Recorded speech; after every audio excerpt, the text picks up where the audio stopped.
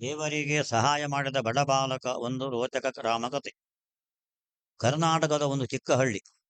ಆ ಹಳ್ಳಿಯಲ್ಲಿ ಪ್ರತಿದಿನದಂತೆ ಜನರು ತಮ್ಮ ತಮ್ಮ ಕೆಲಸಗಳಲ್ಲಿ ನಿರತರಾಗಿದ್ದರು. ಆದರೆ ಒಂದು ದಿನ ನಡೆದ ವಿಚಿತ್ರ ಘಟನೆ ಆ ಹಳ್ಳಿಯ ಒಂದು ಬಾಲಕನ ಜೀವನವನ್ನೇ ಬದಲಿಸಿತು. ಆ ಘಟನೆ ದೇವರ ಆಶೀರ್ವಾದದ ಕಥೆಯಾಗಿತ್ತು. ಆ ಹಳ್ಳಿಯಲ್ಲಿ ರವಿ ಎಂಬ ಬಡ ಬಾಲಕ ತನ್ನ ತಾಯಿ ಜೊತೆ ವಾಸಿಸುತ್ತಿದ್ದ.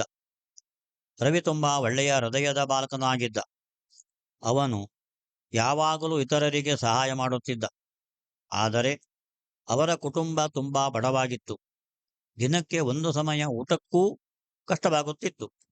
ಆದರೂ ರವಿ ಎಂದಿಗೂ ದೇವರ ಮೇಲೆ ನಂಬಿಕೆ ಕಳೆದುಕೊಂಡಿರಲಿಲ್ಲ. ಒಂದು ಸಂಜೆ ರವಿ ಕಾಡಿನ ಹತ್ತಿರದ ದಾರಿಯಲ್ಲಿ ನಡೆಯುತ್ತಿದ್ದಾಗ ಥಟ್ ಒಂದು ವಿಚಿತ್ರ ಶಬ್ದ ಕೇಳಿಸಿತು.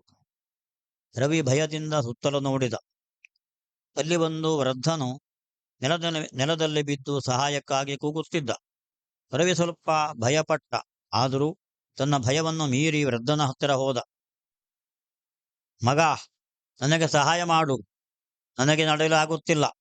ಅಷ್ಟರಲ್ಲಿ ಹಳ್ಳಿಯ ಕೆಲವರು ಅಲ್ಲಿಗೆ ಬಂದರು.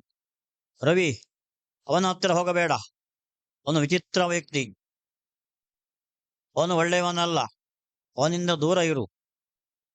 ಆದರೆ ರವಿಗೆ ಆ ವೃದ್ಧನ ಕಣ್ಣಿನಲ್ಲಿ ನೋವು ಕಂಡಿತು.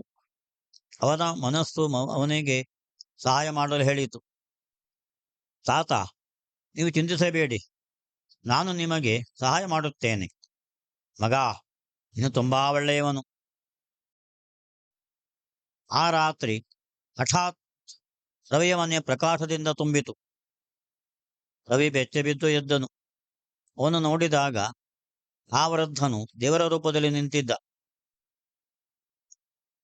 ರವಿ, ನಾನು ಸಾಮಾನ್ಯ ವೃದ್ಧನಲ್ಲ, ನಾನು ದೇವರು.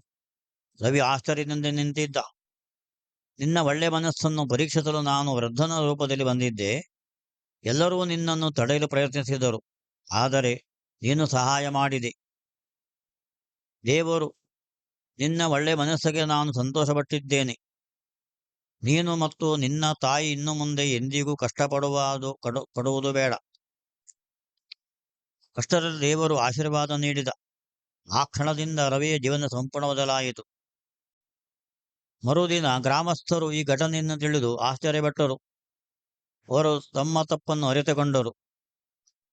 ರವಿ, ನೀನು ತುಂಬಾ ಒಳ್ಳೆಯವನು, ನಾವು ತಪ್ಪು ಮಾಡಿದ್ದೇವೆ. ಆ ದಿನದಿಂದ ರವಿ ಮತ್ತು ಅವನ ತಾಯಿ ಸಂತೋಷದಿಂದ ಬದುಕಿದರು. ರವಿ ತನ್ನ ಒಳ್ಳೆಯತನವನ್ನು ಎಂದಿಗೂ ಬದಲಿಸಲಿಲ್ಲ.